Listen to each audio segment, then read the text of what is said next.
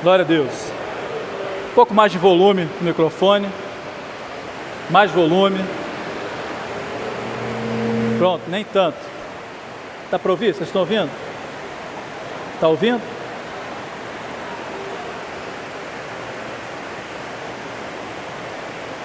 Tem que aumentar mais um pouquinho. Os irmãos estão ouvindo agora? Mais ou menos. Quem não está ouvindo, levanta a mão. Imagina se tivesse. Peguei vocês agora, né? Ó, duas coisas estão garantidas já. Se não der para começar, nós vamos cantar mais um louvor. Mas duas coisas já estão garantidas. Para os homens, o café já foi tomado. As irmãs já livraram a chapinha e a escova. Tudo bem que não vai durar muito, porque com a umidade, né? Mas pelo menos já não chegou aqui com aquela cara de pato molhado, né? Então, menos mal, não é isso? Dá para levar ou canta mais um louvor? Isso é o quê? Dá para levar? Meus irmãos, os irmãos vão abrir suas Bíblias em Apocalipse, vão mantê-las abertas aí. Capítulo 2 de Apocalipse. Não tem goteira, as irmãs não se preocupem, porque não tem goteira. Nada do que um alisador e uma escova não resolvam. Os irmãos vão manter suas Bíblias abertas no livro de Apocalipse, capítulo 2. Nosso objetivo com os irmãos aqui é trazer um painel rápido e sucinto, basicamente histórico, das 7 cartas do livro de Apocalipse. Aquelas, se nós pudermos ver todas aqui nesta aula, muito bem, se não serão vistas nos seminários adiante. E depois, detalhadamente, cada uma das cartas. Os irmãos estão conseguindo discernir a minha voz? Sim ou não? Sim. Uns dizem que não, outros dizem que sim. Nós temos tempo, eu sou paciente. Se aumentar muito, dá microfonia, né? Aumentando muito, está dando microfonia.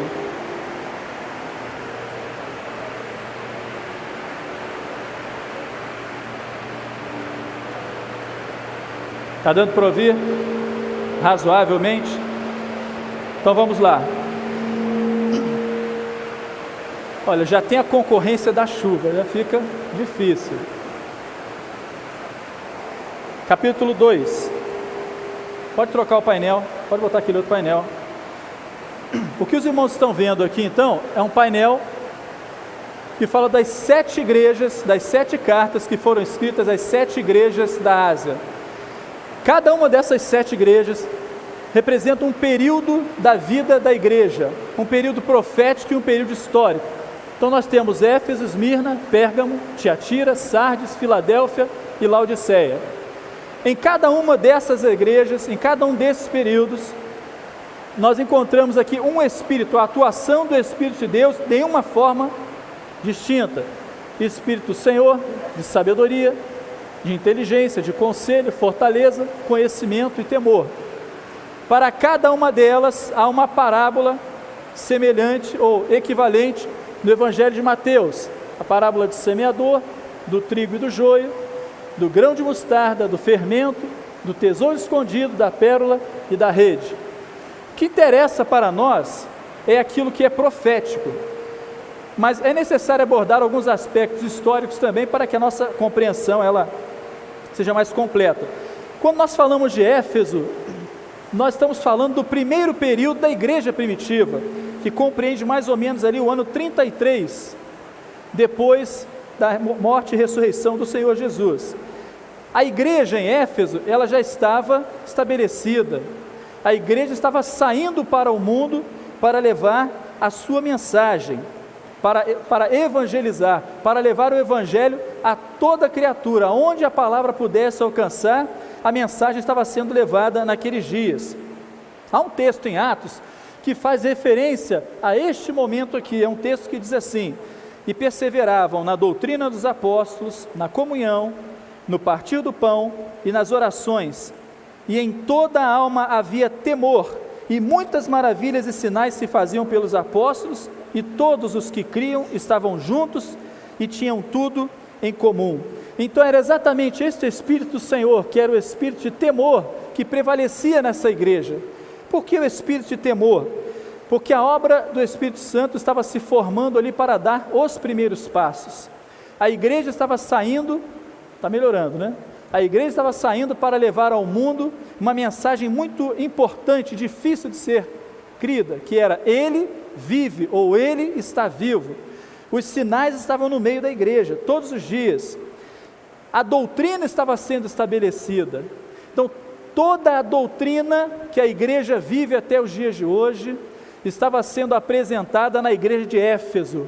O nome Éfeso significa aceitável ou desejável, porque era através desta igreja que o Senhor estava deixando o seu ensinamento, estava preparando o povo, estava abrindo a mente e o entendimento da sua igreja, para que eles pudessem aprender tudo o que o Espírito Santo tinha a fazer. Era a palavra do Senhor Jesus se cumprindo, dizendo: Ide, pregai, ensinai a todas as nações, batizando-as em nome do Pai, do Filho e do Espírito Santo. Então a missão era consolidar a doutrina. A doutrina tinha que estar muito bem sedimentada nos corações. A palavra, há um texto lá em Cantares que se refere a esse momento, e o texto de Cantares diz assim: unguento derramado és tu, ó amiga minha. Unguento derramado, que era exatamente o derramar das revelações. Mas por que nesse momento o Senhor estava preparando a sua igreja? Preparando a igreja para o próximo momento que viria, para Esmirna. Se em Éfeso a igreja vivia um momento aceitável, um momento desejável e um momento agradável, porque maravilhoso era receber a doutrina. Os irmãos imaginem Paulo escrevendo, quando Paulo escreve acerca dos dons espirituais. Paulo olha o dia a dia da igreja e vê um irmão com uma profecia, o outro com uma visão, o outro que chamava o pastor da igreja e contava um sonho. Então Paulo começou a perceber a manifestação do Espírito Santo na vida da igreja e viu que aquilo tinha um padrão, não era uma coisa dispersa de qualquer forma, mas havia um padrão de ação do Espírito Santo, e ele começa a colocar aquilo em ordem, aquilo que o Espírito de Deus estava testificando no seu coração. Todas as doutrinas que a igreja viveu, ela aprendeu dessa forma, o Espírito Santo ia ensinando dia após dia, e a igreja, por isso a igreja crescia, porque os sinais eram muitos, as maravilhas da vida da igreja eram muitas. Mas se de um lado a igreja estava vivendo esse momento, ela se preparava para Esmirna. Então, o que é o nome Esmirna? Esmirna vem do nome mirra, que é o nome de uma planta ou de uma folha, que quanto mais espremida, quanto mais ela era espremida, maior era o aroma, maior era o perfume que ela exalava. Então espremia a planta ou a folha, o seu perfume exalava. Então a igreja era preparada na doutrina para enfrentar as lutas. Por que ao longo da história muitos movimentos, muitos grupos se levantaram com tantos sinais, com tantos prodígios e desapareceram? Porque não tinha uma doutrina sólida, não tinham a doutrina sólida para no momento da prova e da luta permanecerem firmes. Então eles se perdiam. Então a igreja em Éfeso, ela estava vivendo isso, esse momento, a igreja sendo estabelecida no ensinamento. Esse ensinamento ele vem até os dias de hoje. É por isso que nós não abrimos mão da doutrina, nós não abrimos mão da revelação, porque se nós estamos aqui hoje como obra do Espírito Santo, é porque a doutrina sempre esteve presente no nosso meio, sempre prezamos pela doutrina, prezamos pela revelação, nós não podemos abrir mão, é isso que nos mantém unidos. É por isso que hoje você tem uma obra que está atuando no mundo inteiro sem uma diferença, não há um ministério diferente, não há um louvor diferente, não há uma palavra diferente, porque aprendemos o valor da doutrina no nosso meio. Mas também da mesma forma, a igreja, eu falei hoje aos irmãos que a igreja sempre viveu as suas oposições. Ainda que neste período de Éfeso, a igreja começou a viver algumas oposições. Eram aqueles que Paulo nas suas cartas descrevia, com aqueles que se levantavam as doutrinas de Balaão, se levantavam com as doutrinas de Jezabel. O que ele queria falar de Balaão e Jezabel? Ele falava de pessoas que levantavam falsos ensinamentos no meio da igreja pelo interesse próprio. Eles queriam trazer a atenção da igreja para o campo do interesse deles, mas o Espírito Santo não permitia. E à medida em que a igreja viu isso acontecer, ela entra neste período aqui de Esmirna. É o momento onde ela ia ser provada, é um momento onde ela ia ver que a doutrina era fundamental para manter a unidade do corpo, para manter os irmãos debaixo da bênção do Senhor. Foi exatamente nesse momento que as provas vieram, as cruzes, fogueiras. Perdão, era o momento em que Estevão foi tido como o primeiro mártir da igreja, porque foi morto a pedras, foi apedrejado, e enquanto ele estava sendo apedrejado, o Senhor o visitou, e ele olhou para o céu, ele viu os céus abertos, e ele narra na hora da sua morte, dizendo: eis que vejo os céus abertos, e vejo o Filho de Deus assentado à direita do Pai. E ele ainda intercede, na sua morte ele ainda intercede e diz: Senhor, não imputes a eles este pecado, eles não sabem o que fazem. Mas na sua morte ele estava mostrando que a igreja estava preparada para morrer, para ir à morte. Vejam os irmãos, porque a nossa luta hoje para preservar este corpo? Porque muitos ali no passado pagaram com a sua vida. Muitos foram levados às arenas, eram famílias inteiras que eram alimentos de leões, de feras famintas nas arenas. Era um espetáculo de horror. A igreja em Esmirna, ela vivia este momento, mas o espírito que atuava nela era o espírito de sabedoria, porque a sabedoria estava preservando o homem não da morte física, mas da morte espiritual. Ser fiel até a morte e dar-te-ei a coroa da vida. Então o período de Esmirna foi um período do ano 100 ao ano 313, mais ou menos. Foram 200 anos de morte e sofrimento, 200 anos de perseguição, aonde um trono se levanta para perseguir a igreja. Vejam que a igreja passou por 10 ondas de perseguição. O Império Romano, quando olha para a igreja, na figura de Nero, ele vê um grupo que estava crescendo cada vez mais. Cristãos que se reuniam em cavernas, em casas, se reuniam em pátios, em lugares escondidos. Um grupo que a cada dia ia prosperando mais e mais, pelos sinais e pelas maravilhas. Um grupo que estava coeso, estava firmado, a ponto de dar a sua vida pelo Senhor. Qual era a intenção de Nero então? Na verdade, haviam ali duas intenções. Primeira coisa, Roma precisava distrair o povo, precisava providenciar ao povo um espetáculo. Eles tinham os jogos nas arenas, tinham os jogos que mais tarde se modificaram nos Jogos Olímpicos, tinham lá as suas disputas, era uma maneira de trazer o povo cativo, a sua atenção cativa.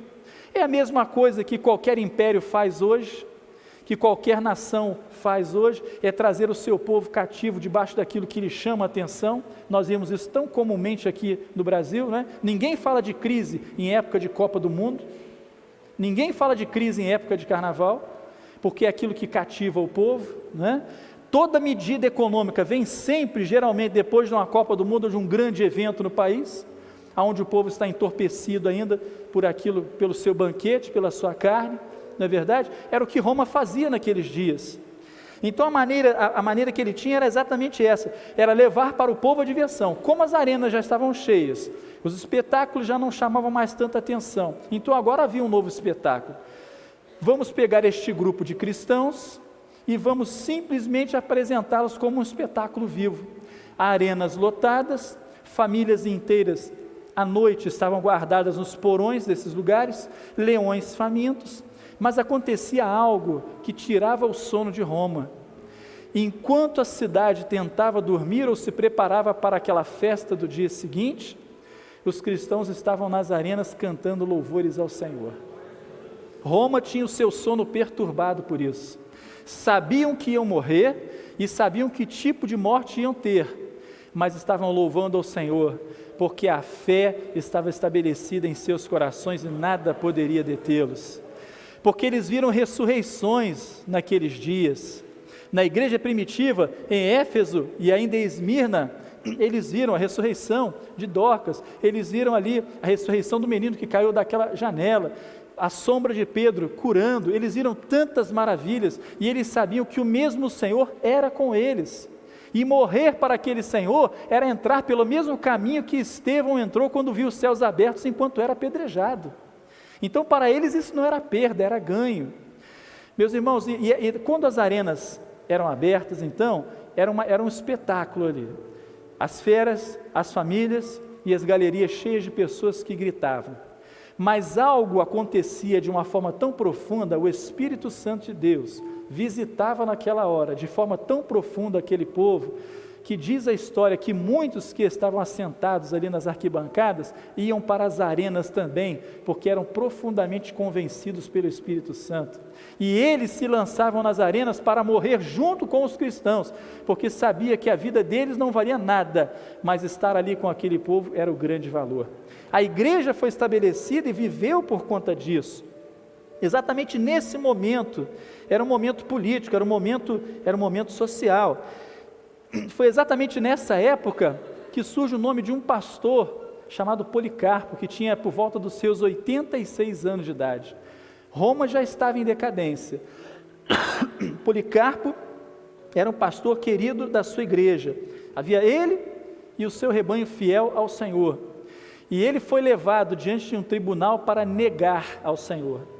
E a sentença de Policarpo era o seguinte: se você negar ao Senhor e dizer que César é o Senhor, você vai viver, mas se você não fizer isso, você vai morrer.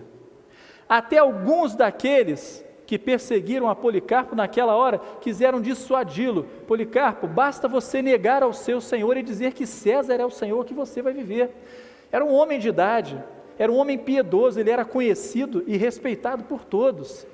Mas ele guardava a essência do Espírito do Senhor e da sabedoria no seu coração. Ele tinha doutrina na sua vida, ele tinha experiências com o Senhor. E Policarpo naquela hora dá um testemunho e ele diz assim: há 86 anos que eu sirvo ao Senhor Jesus, e ele sempre foi fiel a mim, nunca falhou, e por isso não será agora no final da minha vida que eu o negarei.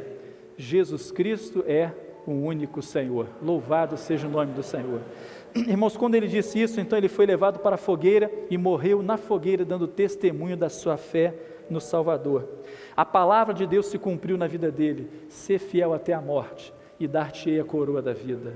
Então eu pergunto para os irmãos: podemos abrir mão desse evangelho? Podemos abrir mão desta realidade, desta verdade? Da doutrina que você vive hoje, confortavelmente, abrigado na sua igreja, é a doutrina que foi paga com o sangue do Senhor Jesus e com a morte de tantos e tantos fiéis do passado. Somos dignos de abrir mão daquilo que o Espírito Santo fez através dos séculos, em troca de um evangelho fracassado? Nós não somos dignos. Melhor é antes morrer do que negar a fé verdadeira. Melhor é antes partir do que perdermos o selo, este selo desta aliança que um dia foi estabelecido conosco. A mensagem da igreja primitiva é a mensagem da igreja hoje. É a pregação de um Jesus ressurreto, de um Jesus vivo. O que nós pregamos hoje é isso, é um Jesus que está vivo e que vai voltar. Não há diferença, porque é a mesma essência, é o mesmo Espírito que operou no passado, é o mesmo Espírito que está operando hoje em nosso meio. A mesma profecia que foi entregue no passado, é a mesma que está sendo entregue hoje em favor da nossa vida, porque é o mesmo Senhor que está falando conosco. Então a igreja em Éfeso, ela recebe a doutrina, em Esmirna a doutrina é consolidada e ela se mantém fiel apesar de todas as lutas e de todas as provas. Então vem o período de Pérgamo.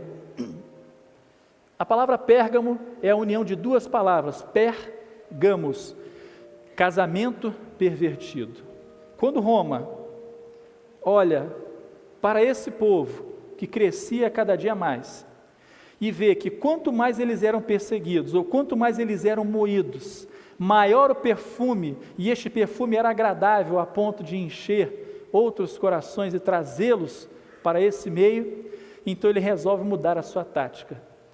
E aí exatamente no ano de 313, se não me engano, é proclamado o Edito de Milão, aonde o cristianismo se transforma na religião oficial do Estado. Era o casamento que se dava naquela hora. Era um ditado popular muito antigo, né? Se você não pode vencê-los, junte-se a eles. Naquele momento, para alguns, foi um brado de vitória. Foi um brado de vitória, era um momento de festa, porque não iam morrer mais, não iam mais ser perseguidos, todos agora eram irmãos, até Roma, não é? Até o imperador romano era um irmão na fé, era uma grande alegria, o que era na verdade era um grande engano, porque Roma sempre abrigou debaixo de si todas as culturas de todos os povos, toda a idolatria, toda a permissividade, toda a sensualidade, sempre abrigou todos os deuses. Então, na verdade, a igreja começou a sofrer uma mistura. Em Pérgamo, o conselho do Senhor em Pérgamo era o conselho da inteligência, era a palavra de inteligência, para discernir o momento, e somente uma espada afiada de 2 gumes é que poderia discernir aquilo que era do Senhor e aquilo que era da razão e que era da carne. Em Pérgamo, então, todos agora estavam vivendo debaixo de uma mesma lei. Nenhum cristão seria mais morto através de uma arena, mas a morte espiritual estava se aproximando deles. A morte espiritual estava entrando, porque a permissividade estava sendo trazida para o meio deles também. Não há muito a falar acerca deste momento, porque o seu desdobramento vem aqui em Tiatira. O espírito de inteligência, ele vai operar em Pérgamo, porque através da história, Deus sempre manteve um remanescente fiel. Os primeiros 300 anos da igreja, Éfeso e Esmirna, e os últimos 300 anos da igreja, são períodos conhecidos como proféticos.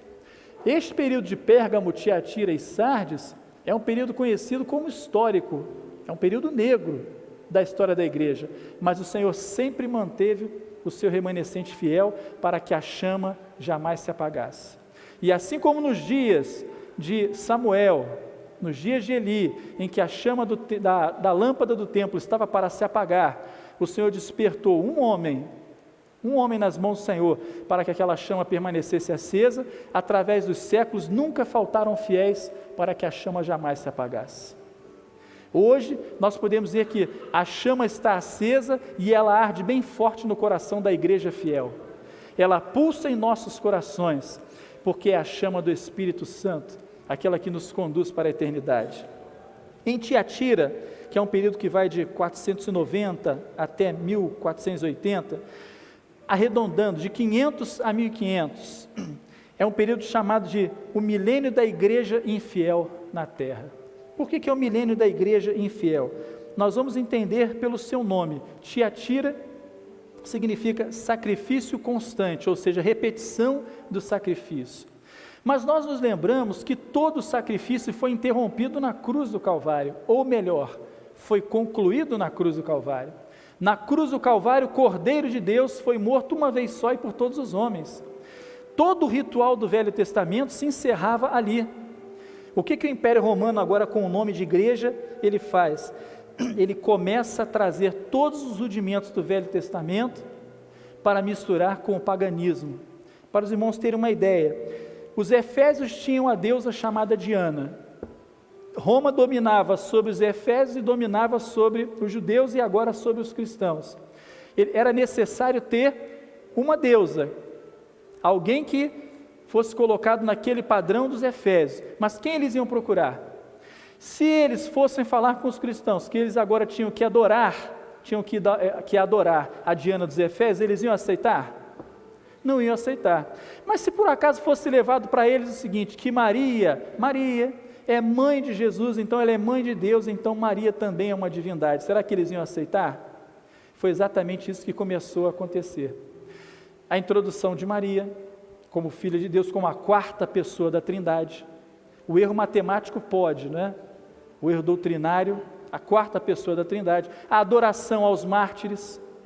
Então você pega Pedro, Paulo, que foram mortos naquelas 10 ondas de perseguição, mas você tem Apolo, você tem deuses gregos sendo substituídos, ou seja, sendo colocados juntos debaixo de um mesmo ícone, de um mesmo nome para serem adorados. E a igreja foi sofrendo essa mistura, porque na verdade o que nós tínhamos ali eram cristãos sem salvação, eram crentes não convertidos, eles eram convencidos pelo Império Romano. Nasceu no Império Romano, então você é cristão. Se você é cristão, você tem a figura do Pai, do Filho, do Espírito Santo e tem a figura de Maria também. Você tem também a adoração aos santos, não é? Você tem também, e aí a igreja, essa igreja que foi se fortalecendo, já no final do Império Romano, ela vai se fortalecendo, e ela vai criando os seus dogmas, porque nós estávamos saindo exatamente de um período da Idade Antiga, chamado da Idade Antiga, para entrar no período da Idade Média. Qual era o sistema de governo que predominava na Idade Média?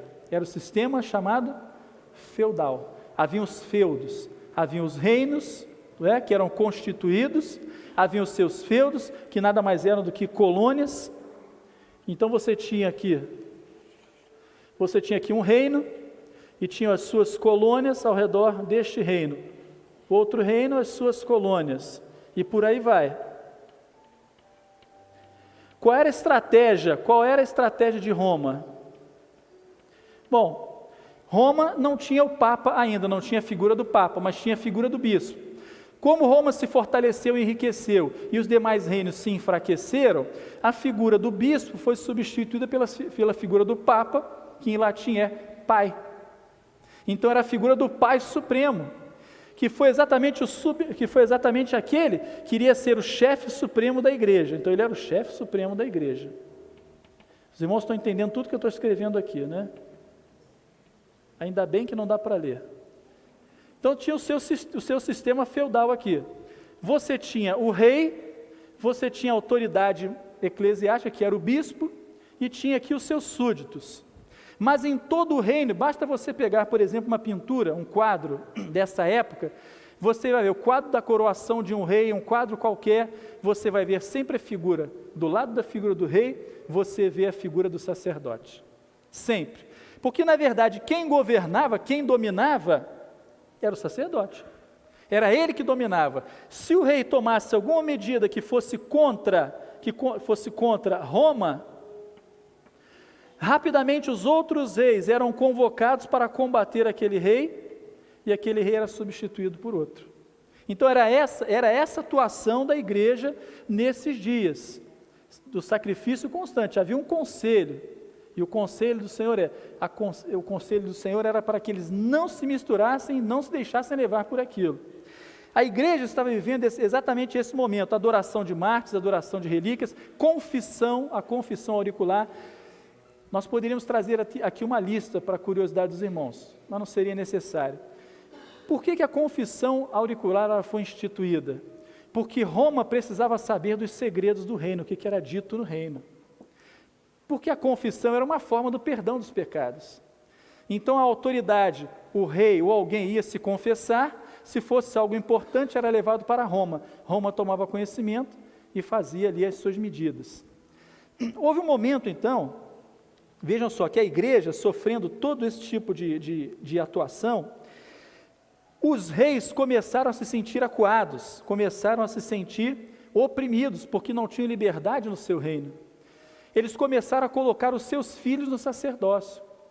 Então, geralmente, com o passar do tempo, o sacerdote, ele tinha uma descendência real, ou seja, ele era filho do rei. Porque os seus bens, se o sacerdote estava aqui no governo, e o rei, na verdade, não tinha mais mando, os seus bens todos pertenciam a Roma. Mas se o seu filho assumisse o trono no seu lugar, e fosse um sacerdote, de preferência, todo o governo estava com ele, e os segredos não chegariam mais a Roma. Então era uma inteligência para impedir que esse sistema fosse à frente. Foi exatamente nesse período que a palavra fala de Jezabel, daqueles que entraram pelo caminho de Jezabel, que se prostituíram como ela. Para os irmãos terem uma ideia, a Bíblia fala de duas ordenanças que são fundamentais, que são elas, o batismo e a ceia. São as duas ordenanças. A igreja nesta época, a igreja romana, agora romana, ela vem e estabelece 7 sacramentos. Quais eram eles? Vejam, irmãos, estão eles aqui: a crisma, penitência, as ordens, o matrimônio, a extrema unção, o batismo e a ceia. Todos eles tinham um fundamento econômico, não eram de ordem espiritual, mas era uma forma de comandar, uma forma de poder e uma forma de comando. Nesse meio todo, o Senhor tem um conselho para a igreja. O espírito de conselho, a igreja tinha que estar escondida nesta hora, para não se deixar levar, porque era muito mais fácil não morrer na arena e aceitar um cristianismo desta forma, do que pagar com a sua própria vida.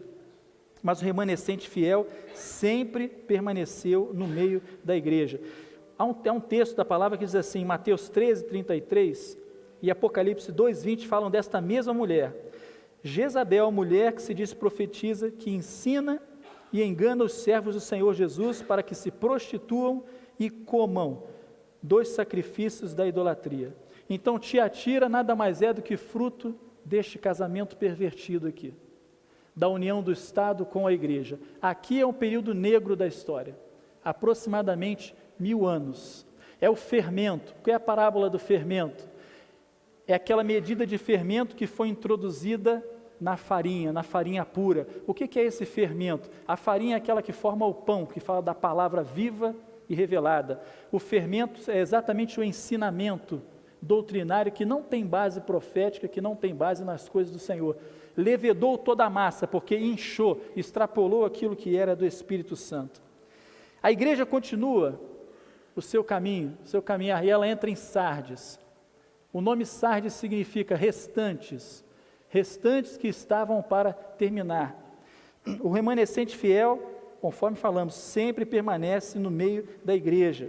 Era um período mais ou menos do ano de 1100, onde começaram os movimentos dos chamados reformadores. A igreja primitiva ganha força novamente. A palavra estava escondida, mas ali homens levados pelo Espírito Santo começam a buscar ao Senhor. Antes mesmo de Lutero, já haviam aqueles, como John Wycliffe, que fez a tradução do Novo Testamento, do grego para o inglês, antes de Lutero, para que a palavra pudesse chegar a todos os homens, porque aqui, no Espírito de Fortaleza, a parábola é a do tesouro escondido. Por quê? O tesouro é a palavra, estava escondido. As Escrituras não estavam abertas, ninguém tinha acesso a elas. Porque se o homem tomasse conhecimento da palavra, ele veria todo o engano que se vivia em Pérgamo e em Tiatira. É por isso que nesta hora Deus começou a suscitar homens para trazer à tona a palavra, abrir a palavra ao mundo, para que todos pudessem ver o engano que estavam vivendo. Então nós percebemos ali a atuação, a intenção do adversário através do tempo. Primeiro na morte de Jesus, a atuação do adversário na morte de Jesus para impedir o projeto. Mas não sabia ele que na sua ressurreição o projeto seria impulsionado. No segundo momento, na perseguição da igreja. Quando a igreja é perseguida, e ao invés da igreja ser abafada, ela se multiplicava. Num terceiro momento, quando a palavra foi escondida. Na tentativa de esconder a palavra, Deus levantou os fiéis com o espírito de fortaleza para vencer todo este mal, que a palavra fala dos 7 espíritos de Deus, para que a palavra viesse à tona ao mundo, para que os homens pudessem então ter acesso à palavra do Senhor. Então exatamente nesse momento, quando a palavra fala dos restantes, é que surgem então homens como os albigenses, os valdenses, John Wycliffe, John Hus, Jerônimo de Savonarola. Existem alguns livros interessantes que falam sobre isso. Savonarola era um monge, inclusive, que deu um testemunho certa vez falando da reforma. Ele queria fazer uma reforma religiosa. Esses homens não queriam inventar uma nova igreja, eles queriam reformar a igreja, trazer o evangelho para dentro da igreja. E Savonarola então dá um testemunho uma vez dizendo o seguinte: tudo que eu leio na Bíblia é contrário àquilo que o Papa diz. Ele escreve isso em uma de suas cartas. Tudo que eu leio na Bíblia é contrário ao que o Papa diz. Começando a abrir uma luz para o mundo, mostrando que aquela realidade, aquilo ali era na verdade uma mentira. O que eles viviam naqueles dias? Qual era o poder da igreja naqueles dias? Era o poder da excomunhão, ou seja, se você fosse excomungado, você não poderia comprar, vender, negociar, você era colocado à margem da sociedade. As pessoas que não tinham o conhecimento da palavra, da promessa do Senhor, era o povo de uma certa forma, ficava com medo, era o período das trevas. Na Idade Média, o período do obscurantismo. Não havia vez para a cultura, não havia vez para o saber, para as artes, para nada, porque tudo era escondido e ficava na mão deste poder, exatamente no momento dos pré-reformadores. Então foi exatamente nessa época que surgiu a mentira, aquela mentira do santo sudário, onde aparece aquele tecido, onde se diziam estar ali impresso o rosto, a face do Senhor.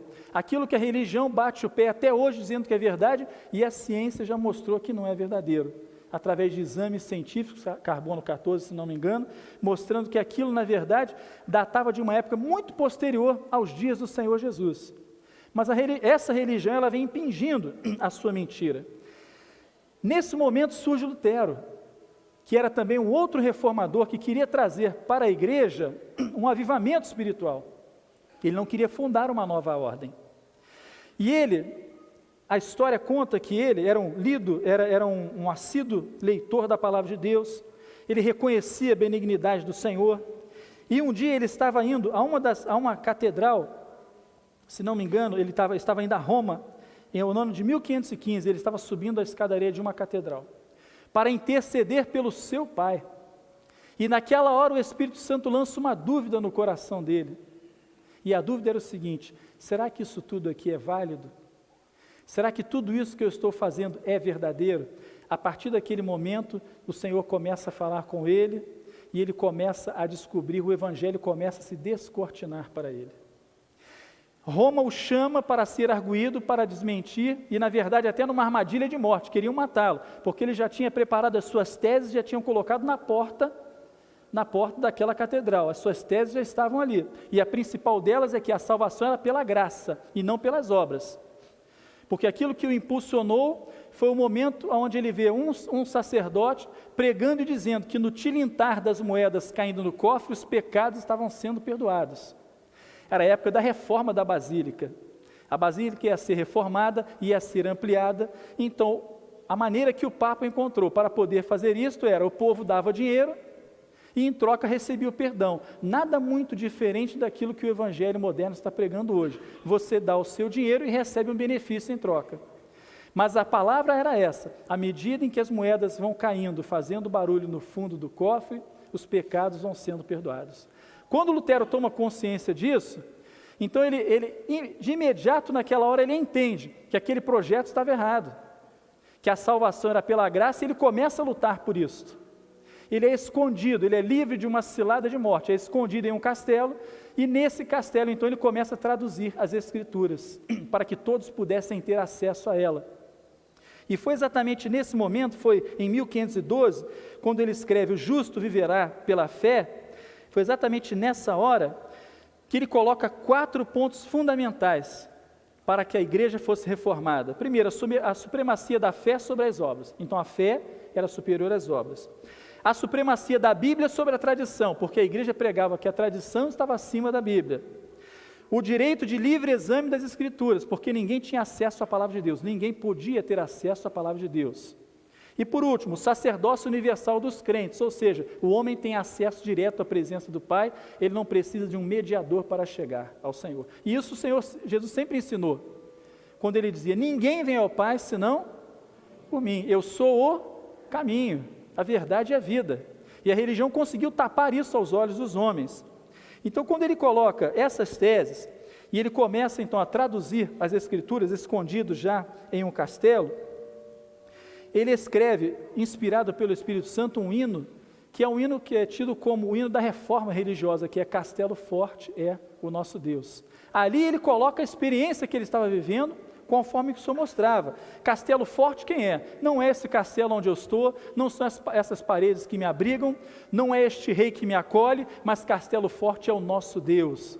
O nosso Deus que é forte e soberano, Ele é espada e bom escudo, com o seu poder defende os seus, em todo transe agudo. O principal disso que ele coloca, ele diz assim: a palavra ficará, ou seja, o tesouro vai ficar, nada vai nos assustar, porque nós temos Cristo por defesa. Se tivermos que perder filhos, esposa, bens, a nossa vida, por nós, Jesus está e dar-nos-á o seu reino. Louvado seja o nome do Senhor. Era a experiência da igreja fiel aqui em Esmirna, e a experiência da igreja hoje, nos últimos dias. Nada ficará, todas as coisas podem passar, o mundo vai passar, e as suas concupiscências, mas aquele que faz a vontade do Pai, esse permanece eternamente. A palavra do Senhor, ela permanecerá. Então aquele que esconde a palavra do Senhor no seu coração, ele será preservado para a eternidade com o Senhor também. Era essa a experiência. Então a reforma, na verdade, foi uma necessidade daquele momento. Então nós entramos no período de Filadélfia, amor fraternal, era o período chamado o espírito de conhecimento, é a pérola de grande preço, que também fala do Senhor Jesus, é a pérola que estava escondida. Por que o espírito de conhecimento? Porque Lutero, e os seus seguidores se perderam na reforma. A verdade é essa, eles tiveram um papel fundamental para a reforma da igreja, mas eles começaram a debater questões que fugiam aquilo que o Espírito Santo queria fazer, eles começaram a entrar por um outro campo doutrinário. Então, nesse período, o Senhor levantou outros homens. Vejam que sempre vai haver um fiel para levar adiante a obra de Deus, sempre. Seja um, sejam milhares, sejam centenas, sempre vai haver um fiel, porque enquanto existir um fiel, a obra do Senhor vai continuar, ela vai prosperar, e Deus jamais vai permitir que a sua obra seja interrompida, por qualquer objetivo, por quem quer que seja, mas Deus vai levantar o fiel. Nessa tarde, Deus está contando com os fiéis neste lugar. Nesta tarde, o Espírito Santo quer saber quem são os fiéis aqui, quem são aqueles que estão aqui porque são fiéis ao Senhor e querem levar esta obra em seus corações, assim como no passado os fiéis e valentes levaram.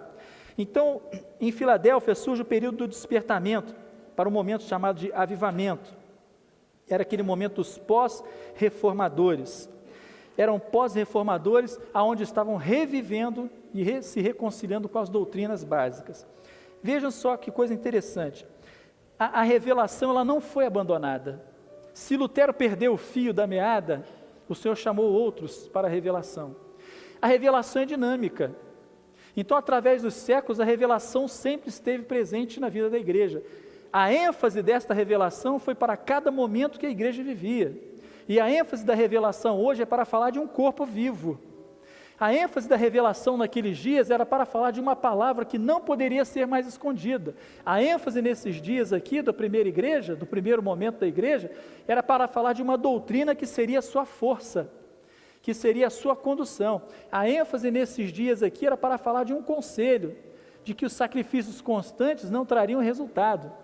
Então, a revelação ela é dinâmica, ela atravessa os séculos. Em Filadélfia, nós encontramos então este amor fraternal, porque a palavra já tinha sido aberta, o mundo estava tomando conhecimento dela, e agora era a volta ao primeiro amor, era a volta ao encontro com o Senhor, a fidelidade, a comunhão, era o momento em que o tesouro estava aberto, a palavra, o tesouro já tinha sido aberto, a pérola de grande preço, aquela que foi encontrada na profundidade, as revelações estavam no seio da igreja, para que a igreja se preparasse para um último momento, que é o momento que vem até os nossos dias, que é o momento de Laodiceia, Laos de Caios, direitos do homem.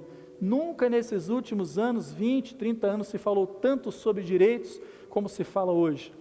O direito de todos, o direito para tudo, para o pecado, o direito para a perversão, o direito para a perdição, para todas as coisas, mas há um direito que nós não abrimos mão, o direito que o Senhor nos deu um dia, de sermos limpos no sangue do Cordeiro, de lavarmos as nossas vestes no sangue do Cordeiro. Então, Laodiceia, depois que a pérola de grande preço foi encontrada, o Evangelho entra em um outro grande perigo, é misturar este Evangelho com a semente deste mundo, uma igreja morna. Então a palavra, a carta em Laodiceia diz assim: eis que tu não és nem quente nem frio, tu és morno, e por conta disso estou a ponto de vomitar-te da minha boca. O que é ser quente ou ser frio? Frio, aquele que não tem experiência, não tem conhecimento, não sabe nada das coisas do Senhor. O que é aquele que está aquecido? Aquele que tem a chama do Espírito Santo na sua vida. Mas o morno, o que é o morno? Morno é a pior condição, é aquele que está no meio do caminho. Ele está sempre cocheando entre dois pensamentos. Uma hora ele está na bênção, outra hora ele está fora da bênção. No momento ele quer o Senhor, no outro momento ele quer o mundo. O seu coração é morno, e assim como o organismo rejeita alguma coisa que lhe faz mal e expele, o Espírito Santo também vai expelir, e está expelindo a cada dia aqueles que querem trazer a mornidão para o meio da sua obra. O Senhor não vai permitir, não há lugar para o morno aqui. Não há lugar para o morno. Se você é frio, ou seja, se você não conhece o Senhor, Deus te dá uma experiência e você vai conhecer o Senhor. Se você tem a chama do Espírito, você vai orar ao Senhor para que essa chama continue acesa e ardendo cada vez mais forte no seu coração, para que você seja identificado para a eternidade. Agora, morno é aquele que está comprometido hoje com esse mundo. Morno é o que está comprometido hoje com esse Evangelho. É por isso que o hino que Lutero compôs, diz exatamente isso: a palavra ficará, sabemos com certeza, nada nos assustará, com Cristo por defesa, porque a palavra e o Senhor são na verdade a mesma coisa. Ele é o tesouro que estava escondido, ele é a pérola de grande preço, é a bênção da salvação, é a derramar do Espírito Santo na nossa vida. Nós não estamos preocupados com direitos humanos, com o que a igreja hoje está pregando, é o ecumenismo, é a igualdade, todos são iguais, há lugar para todos. Na verdade não é isso que a palavra ensina. A palavra no final do livro de Apocalipse diz assim: eis que estou à porta e bato. Se alguém ouvir a minha voz e abrir a porta, eu entrarei e cearei com ele e ele comigo. A questão é a distinção entre o abrir da porta e ouvir a voz, porque o abrir da porta o mundo inteiro está ouvindo, o abrir da porta, o bater da porta, o mundo inteiro está ouvindo, que são os sinais que estão acontecendo aí, são os sinais da natureza, os sinais nos céus, os sinais em todo o mundo, todos estão vendo esses sinais. Agora, só ouve a voz do Senhor aquele que tem ouvidos para ouvir. E a palavra diz: aquele que tem ouvidos para ouvir, ouça o que o Espírito diz à igreja. Só vai ouvir a voz do Senhor aquele que conhece o Senhor, porque as minhas ovelhas ouvem a minha voz, e eu as conheço, e eu sou conhecido delas. Nós conhecemos a voz do nosso Senhor, e se a porta do nosso coração está aberta hoje, em um período em que a igreja vive Laodiceia, esse período de mornidão e de indefinição, é porque o espírito de temor está no nosso coração. E a parábola desta hora, parábola em Mateus desta hora, é a parábola da rede. E Mateus fala da parábola da rede, quando a rede é lançada para pegar todo tipo de peixe, separando para si os peixes bons e lançando no mar novamente os peixes maus. Mas o que era para o judeu o peixe bom e o que era para ele o peixe mau? O peixe bom que servia para o judeu era aquele que, quando fosse pescado, estivesse vivo, tinha que estar vivo. Tinha que ter barbatanas e tinha que ter escamas. Se não estivesse nessa condição, ele era jogado ao mar nesta hora. O peixe bom é aquele que tem vida, ou seja, aquele que tem vida em Jesus. Quem tem vida eterna, esse está contado com o Senhor. Que tem barbatana, que dá a direção, aquele que tem a direção do Espírito Santo na sua vida. Não é aquele que é levado pelas muitas águas. Aquele que tem escamas é aquele que tem, na verdade, a proteção do sangue de Jesus. Então é aquele que nessa hora entende o valor do sangue de Jesus, a sua vida é dirigida pelo Espírito Santo e ele tem vida e vida eterna com o Senhor. É esse o peixe bom que está sendo trazido nesta hora, que está sendo colhido. Porque aqueles que querem ser levados pelo mundo estão aí, sem temor, vivendo esta frieza, a frieza e o engano do ecumenismo e da mornidão espiritual. Na verdade, meus irmãos, aquilo que se pregava, ainda se prega nos dias de Laodiceia, era uma super igreja, todos unidos debaixo de uma mesma ordem, e esta é a intenção do adversário, todos unidos debaixo de uma mesma e de uma grande ordem, que nada mais é do que a reedição do período de Pérgamo, para que Tiatira possa reinar novamente no meio do povo do Senhor. Se isso vai acontecer ou não nos importa, mas nós sabemos uma coisa: não seremos contados com este povo, não estaremos nesta conta, porque antes estaremos na eternidade com o nosso Salvador. Antes, a rede vai ser lançada, e peixes bons que somos, seremos levados para estarmos aqui na eternidade com o nosso Salvador. A igreja dos últimos dias, ela vive a mesma oposição vivida pela igreja primitiva, mas também as mesmas armas que a igreja primitiva tinha, são as mesmas armas que nós temos hoje. Parecemos frágeis, eles parecem frágeis também, mas nós temos o maior poder que o homem jamais conheceu, é o poder do Espírito Santo, é o poder de Deus que nos resgata das trevas e da morte. Vamos estar de pé, vamos louvar ao nome do Senhor.